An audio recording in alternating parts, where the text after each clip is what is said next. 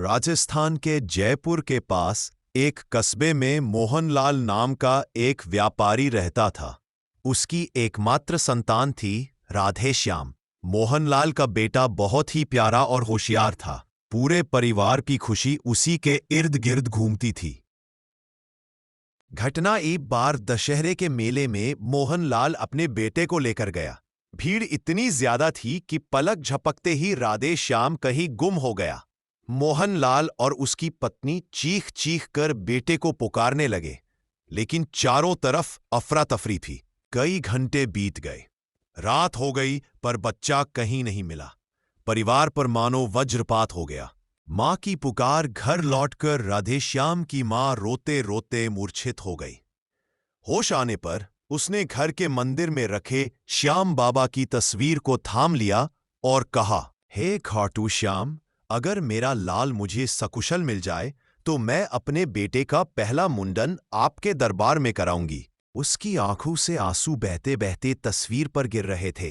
तभी जैसे तस्वीर से हल्की सी चमक निकली और मां को गहरी नींद आ गई। बाबा का संकेत, नींद में उसे सपना आया कि एक गोरे चिट्टे घुंघराले बालों वाला युवक मोरपंख सजाए हुए मुस्कुरा रहा है।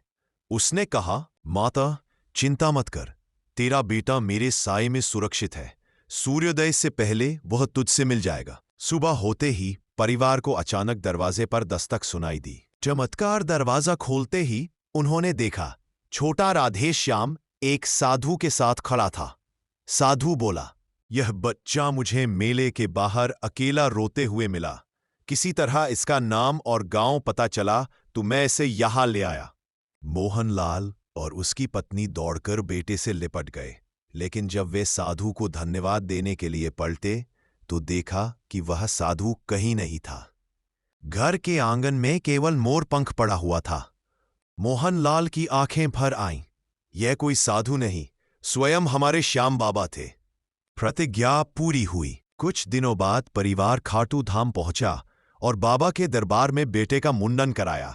मोहनलाल सबको यही कहने लगा, जब सब रास्ते बंद हो जाएं, तब एक दरवाजा हमेशा खुला रहता है, खाटू श्याम बाबा का दरवाजा। कल फिर मिलते हैं नई कहानी के साथ ही।